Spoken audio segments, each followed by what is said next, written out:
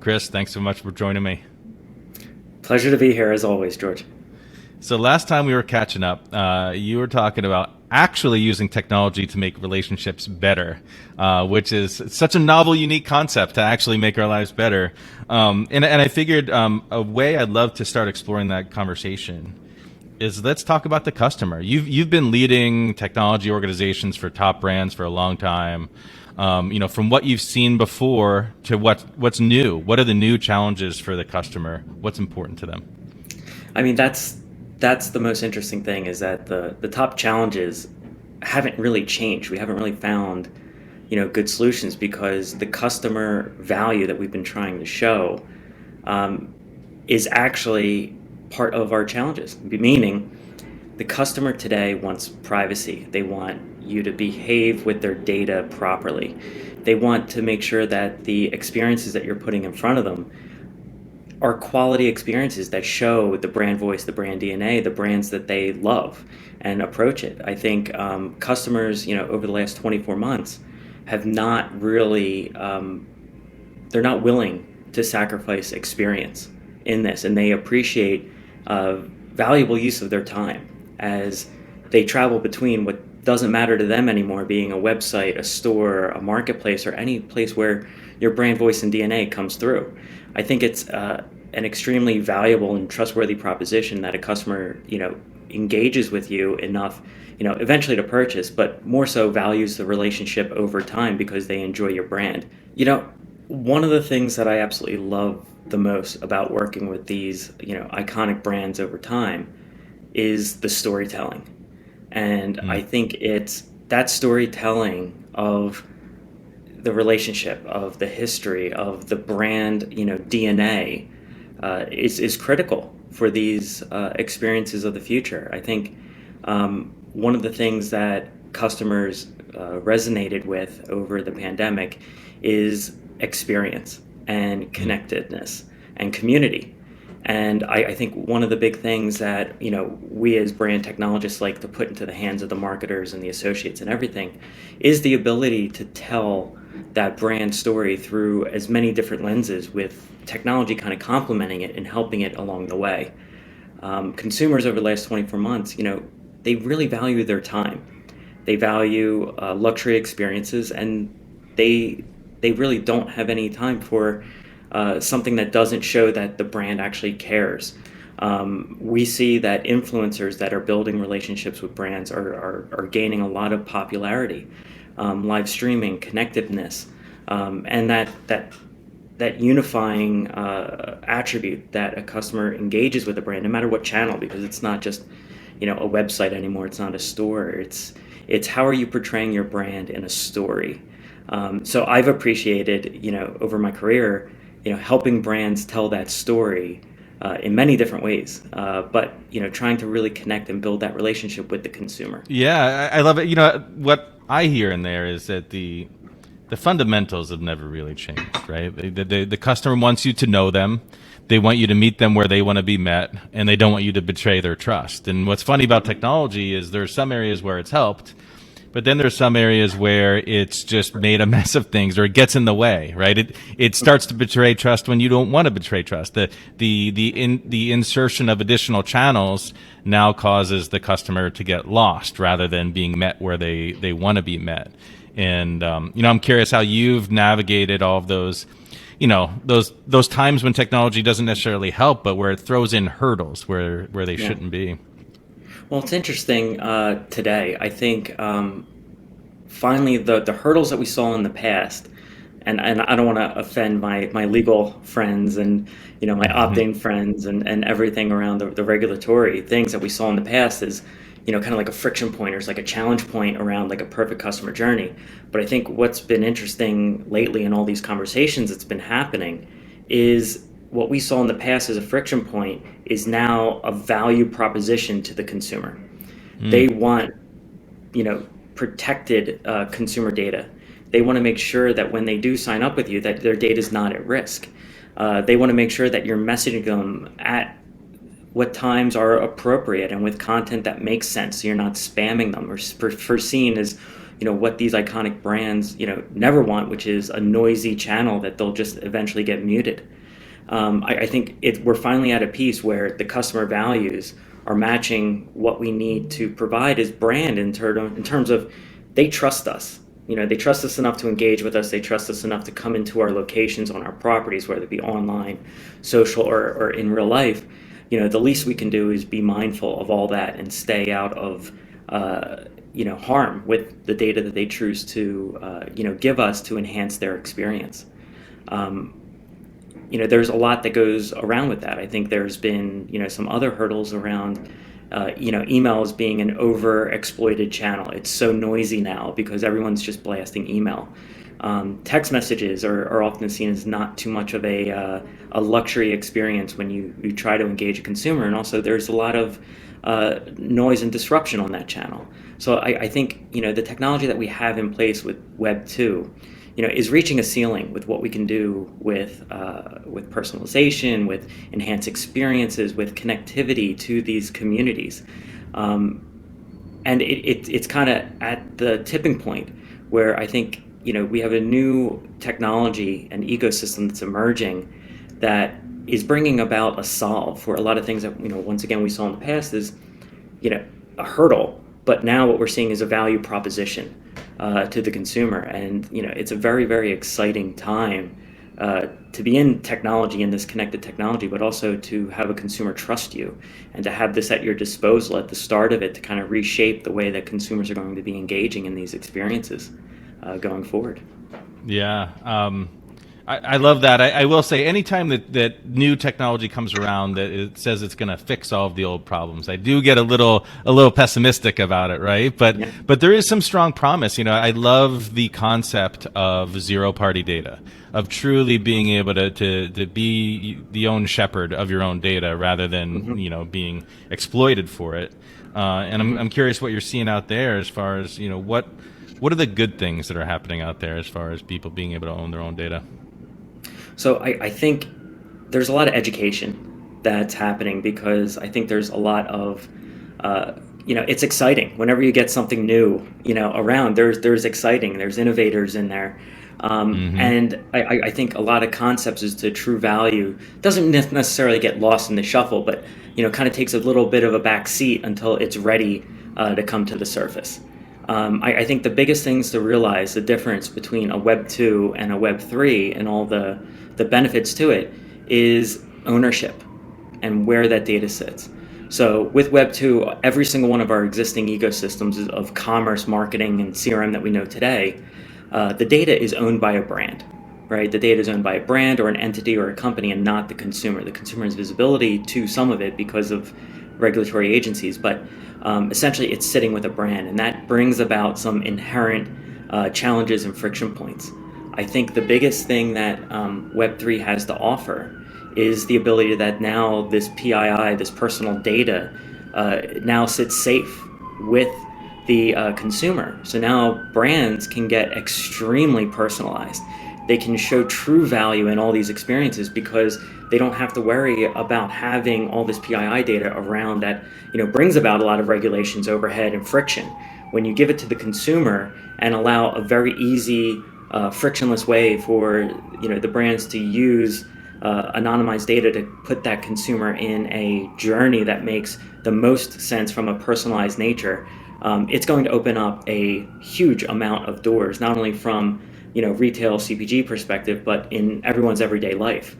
Just because we're finally getting to a place where, just like the credit card industry had tokenization and protecting the credit card number, this is the next iteration of protecting consumers' identity, which goes back into the value that they want to give and the value that I think brands need to start thinking of. It's definitely exciting. I don't think it's like it fixes everything. Hey, it'll make you a cappuccino at the end of the day.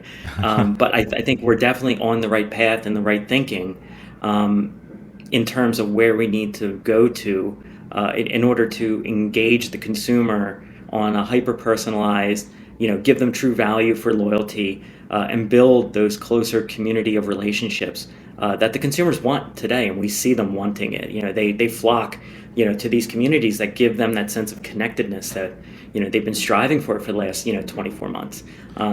it's crazy to say, but it's an extremely exciting time in terms of customer technology.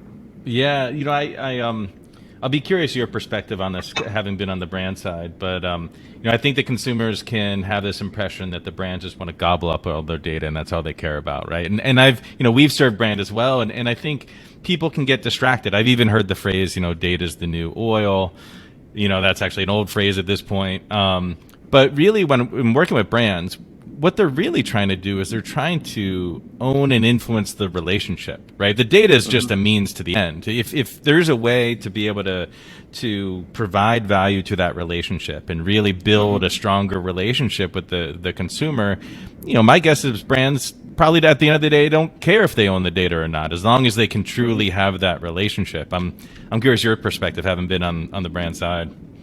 No, I agree. And, I've been in a lot of conversations, not only with the brands, but also, outside of the brands that I've been a part of. And I think, some of the things and the conversations of the past have been, I don't know what I'm going to use it for, but let's collect it, right? And I'm Right. not saying that's part of the brands of the past, but that's the mindset of, data lakes and everything you're trying to connect is because, not to collect it for the sake of collecting, but to collect it for the sake of how do I offer true value, true personalization, true discovery, that co-creation, that personalization approach, so I can service my customer and build relationships even further. So it's not done for any kind of malicious intent or trying anything like that. It's meant because we want to provide the best experience possible for the consumer. I think we want to gather the data for personalization, for forecasting, so we can give them better products down the line. So we can have the products when and where they want them in the different parts of the country or the world. The data is definitely used for extremely good purposes for what we do collect it of. And I know it's a scary thing just to say the data, but I think where this is headed is no, I don't think brands actually care about who the person is from a PII perspective, just that they can put the person or the person in that specific journey that gives them everything that they want to engage a brand with in a highly personalized way. So I think if we were able to say that this person looks a lot like this one, but it has this different attributes, and not have to worry about all the PII that comes with it to provide that, I think that's a extremely attractive proposition, because it kind of changes the way that we're thinking of customer relationship management, and that we're now doing things on the customer's terms because of the ability to provide these luxurious, end-to-end frictionless experiences, because of us not having the risk of all this customer data with us, because the consumer now owns their data. When they engage with us, we can now subscribe them to different things that really matter to them without worrying about who it is. We don't have credit card data, and look what we can do, with Apple Pay and a lot of the different commerce and payment technologies. I think we are now doing that with identity, personalization, loyalty, and I think it's really what Omni always wanted to be, which is across everything, across retailer, channel, and now the verses, for what it really truly means for the customer. Yeah, and getting the brands closer to the customer. I can't tell you how many organizations I've been in where people are just so focused on the data warehouse or the data lake, and I'm like, yes, but why? What are you going to do with this? And then it ends up just turning into a data swamp that's sitting around that no one actually does anything meaningful with, or you're trying to unwind all the data to figure out what is the true intent of this consumer. What do they want? And I feel the more layers that we can remove in between there, the closer you get back to, quite honestly, what it was before technology was inserted, which is, the customer is telling you what it is that they want, and you're listening to them. As crazy as that concept sounds, right? No, I think that's an extremely important point, to make. I think the customer today, wants the brands where, how, and when, they want to engage with them on their life cycle. I think the interjection we do is to try to find more points that the brand can kind of show that there's value to engaging with them at this point. I think a lot of this is, just trying to figure out when these triggers kind of meet up so that the customer journeys can, go out and provide these rich experiences. But I think the more of this future technology comes into play, and the nature of it is that brands are ready whenever the customer needs us most, whenever the customer wants to engage us most with the brands that they love. I think that for the customer, this is what they always wanted, which is that, super simple, frictionless engagement to the products when and where they need it, and it's not necessarily siloed by where they purchase it or how they purchase it, or where they want to find out more about it. I think the fact that we're giving brands on demand, I think is the key to getting the brand's voice and DNA out there in the normal conversation that people are having. Yeah. And interesting you say DNA, because now we have NFTs, and NFTs are essentially this unique blueprint that we can have for anything. And we've worked with plenty of organizations. You're trying to stitch together, all these different IDs to say, is this the same person in this channel that exists in this other channel? And so now we have The NFTs. golden record. Yeah, the golden record, right? And now we have this, not just a fingerprint, but a fingerprint that can have contracts and agreements embedded within it, so that someone can ensure that it's used the right way. I'm curious what you're seeing and I'm sure everyone's been distracted by Bored Apes and money laundering and art and all that stuff in NFTs, but this is a very powerful tool that can be used in real meaningful ways, and I'm curious what you're seeing. This was kind of the game changer for me. I got into Web3, NFTs, blockchain technology probably about a year ago, and I started to want to learn more. I'm an art fanatic. I love art. I love museums, and I always think that the nature of art and the creativity, always inspires me. Because it's something that I can't do. I don't find myself as a creative person, but I see that there's value in the uniqueness of something, the scarcity of something, something that just like inspires you and that you want to own a piece of for a time because of the history or the story behind it. So I think there's always value in something creative that defines itself as art. It's something that I've always been fascinated with. Absolutely.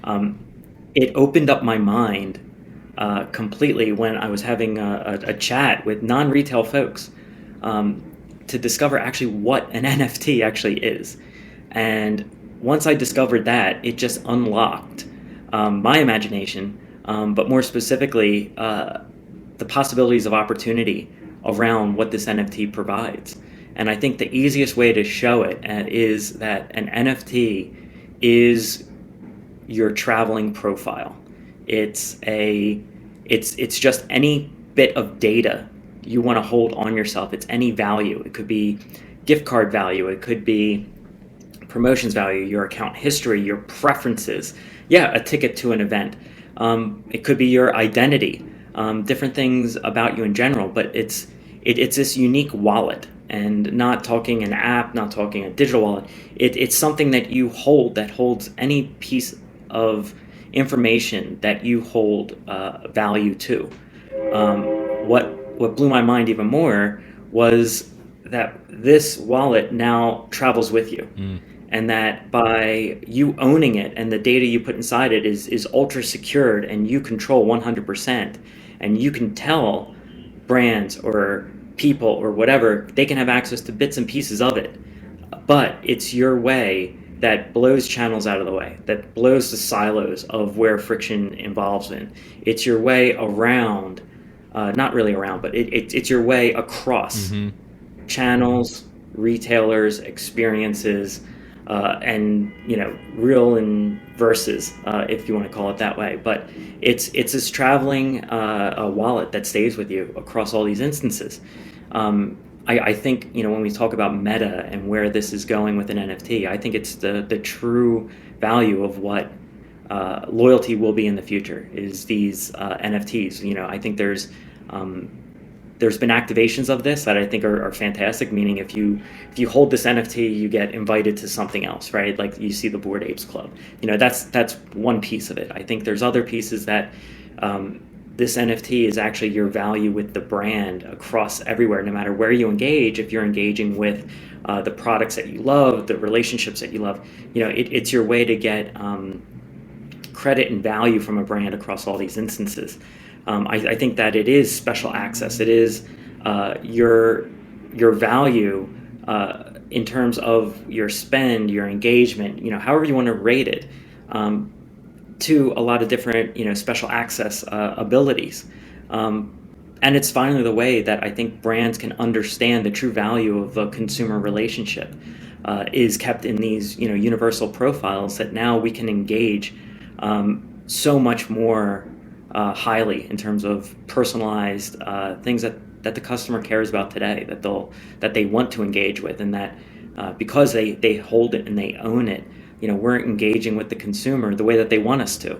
That's a very, I know that's like a 50,000 foot view of what this is, Hmm. but it's kind of, we're in that place today, is that, we're finally able to give, gated security, to this identity of the consumer.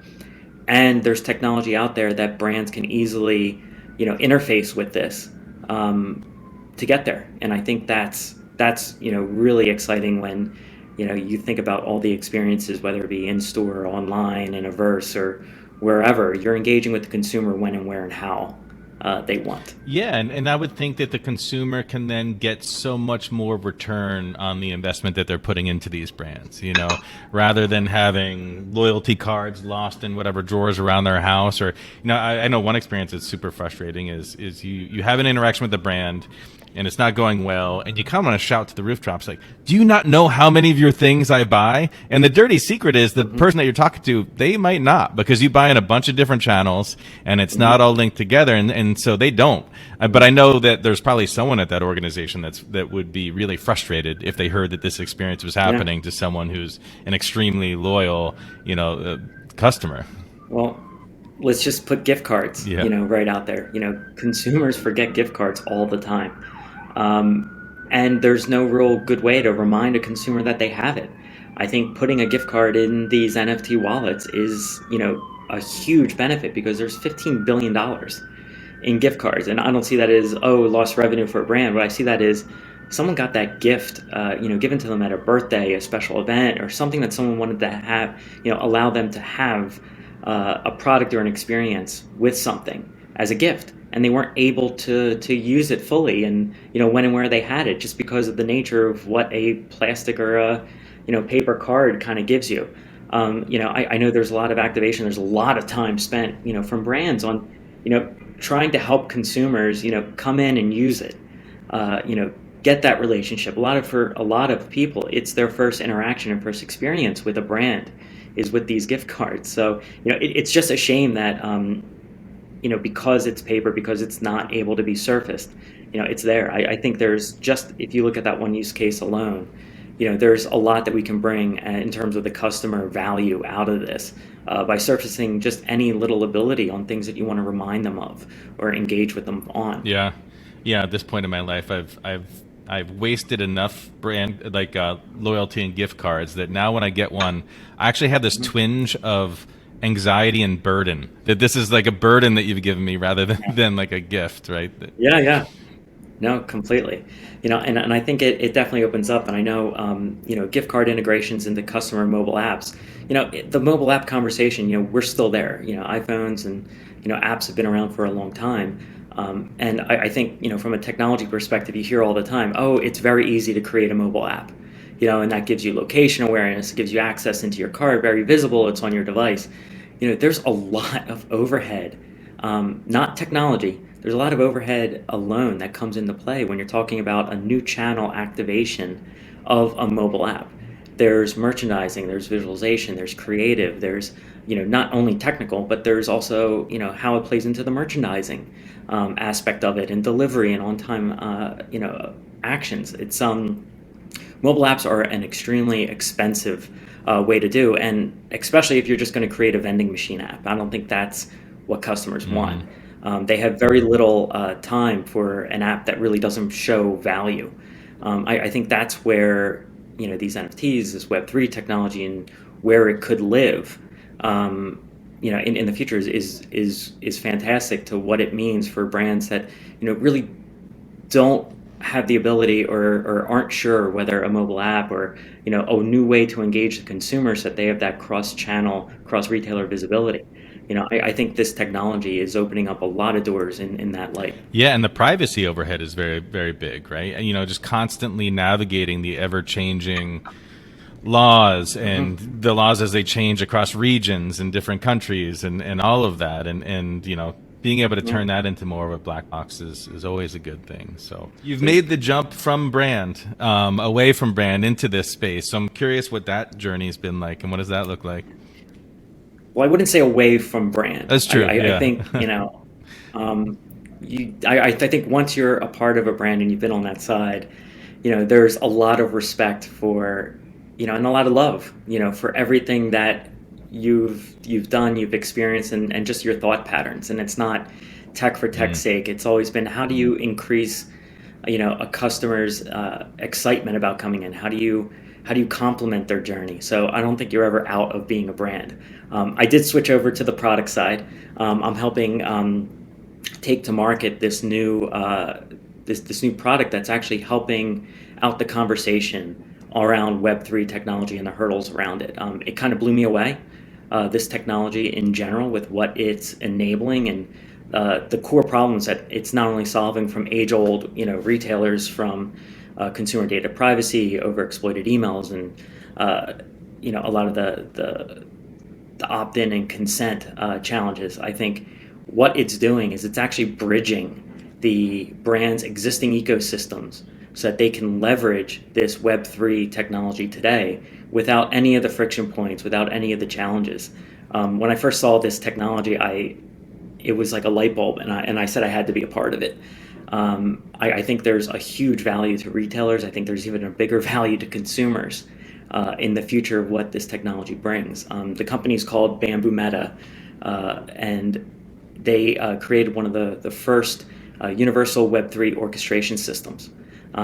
They actually act as a bridge between the current Web2 infrastructure for brands, allowing them to easily connect to any Web3 blockchain, utilize this technology through turnkey app exchanges with Salesforce and Shopify, as well as full API. So it's very easy, coming from the old CIO in me, I don't know, there's a blockchain war. I don't know which one to put money in to invest in. There's a lot of different reasons for each one. I like this because it's the orchestration service that allows me to be flexible, but also take advantage of this technology extremely easily from a resource perspective. The consumer journey side of me hates blockchain technology today, just because of the friction points Yeah. around the customer using it, right? It's to acquire a free NFT today. It's extremely difficult. It's up to 25 steps.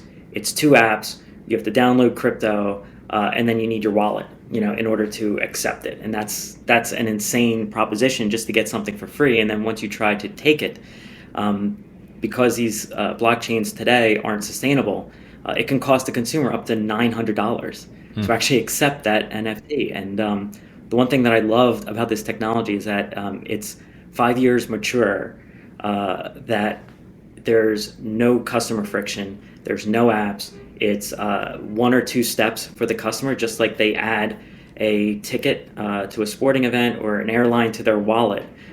It adds that in, the native iPhone or Google Wallet. They own the proprietary technology that allows that wallet pass to have visibility into a customer's NFT and any blockchain, so that you can do any automated process. I think that's great. That's a very technical way of doing it. Yes, it solved the user friction problem and adoption, because it made it very, very simple. But what that means is that now all the experiences that you put in, your virtual try-on, your magic mirrors, your any kiosk, your signing up at the point of sale for anything, the one tap payment to sign up for loyalty to get that in, a new channel for push notifications that get you out of email that's now PII, connecting all your loyalty programs to this NFT and to this pass, and the phygital journey traveling as you travel into retail, providing the customer with all these robust tools to browse more easily. It completely blew my mind, because it was something that I've tried to solve many, many times over the years. So it's very exciting to be at the forefront of this technology. So I don't see it as leaving brands. I see it as helping pave the way for the future of engagement. for the brands that I love and for the brands that I engage with, because I think this is a new, exciting time to be in this I technology. love seeing that glimmer in your The eye, room. that CIO glimmer when you talk about orchestration tiers, because that is really great the way that it's being modeled as that, because this is an ever changing space, and companies are trying to figure out, where do I make bets, where do I not make bets, what's a distraction, Yeah. what's not a distraction, and having that glue Yeah. and that foundation and orchestration to it really enables that. How can I have a test and learn, build a test and learn framework around this, right? To be able to dip my toes in the water. No, you're absolutely right. I think there's a lot of wait and see, right? And rightfully so, because I think what we've seen so far, is just touching the surface on what this technology allows. And it's, while people are getting introduced to it, we saw that with the QR code, we saw that with Endless Aisle, we saw that with, mobile websites first, and it's that wait and see. I want to see how they're going to engage with it. I want to learn from others. I want to understand it.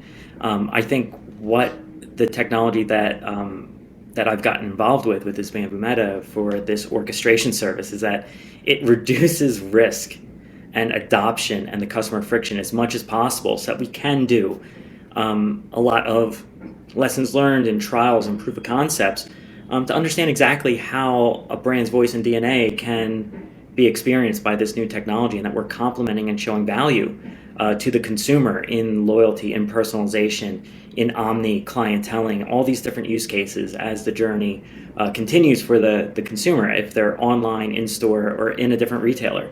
I think it's extremely exciting, this new this new world. Yeah, and there's nothing more horrifying than playing the wait and see and waiting too long.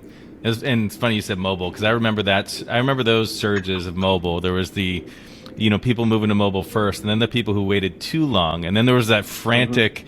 I just remember executives almost coming to the table saying, "We need to buy mobile," like as if like it's a box. They're like, "We need to buy one mobile, Yeah, please, and make our company mobile." And yeah. at that point, it just starts to become too frantic and expensive. And so Hmm. it's nice to be able to ease into it Yeah. and kind of start flexing those muscles as an organization. So that's exciting stuff, man. I'm glad to hear about it, and I'm glad to have you here. I like to always finish with something fun. And I'd like, over your various years, not that you're too old at this point, but I'm sure you've picked up a lot of good advice. And I'd love to hear, what's the great advice that you've ever been given?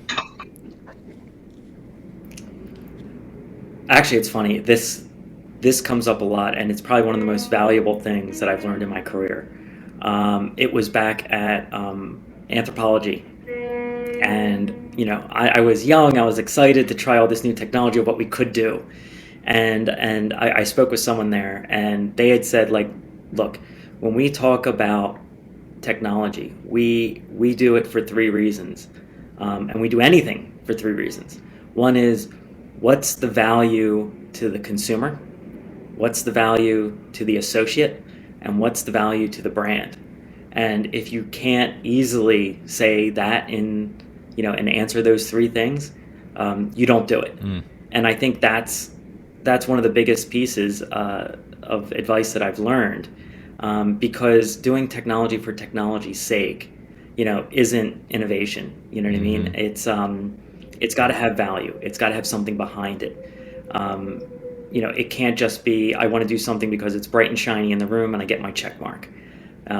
Ultimately, it's got to lead to some advancement, to some value that builds a better relationship and community for the customer and for the associates more than not. It can't just be overhead. So I think that's the biggest piece of advice that I've taken with me. Just in general, that's good retail advice. I think, puts value on the associate, puts value on the consumer, and it puts value on the brand. Yeah, I mean, I think value first should just be applied all over the place. Just daily questions we should be asking ourselves. So I love it. Yeah. Chris, thanks so much for being here. I really enjoyed it. No, thanks for having me, George. I appreciate it.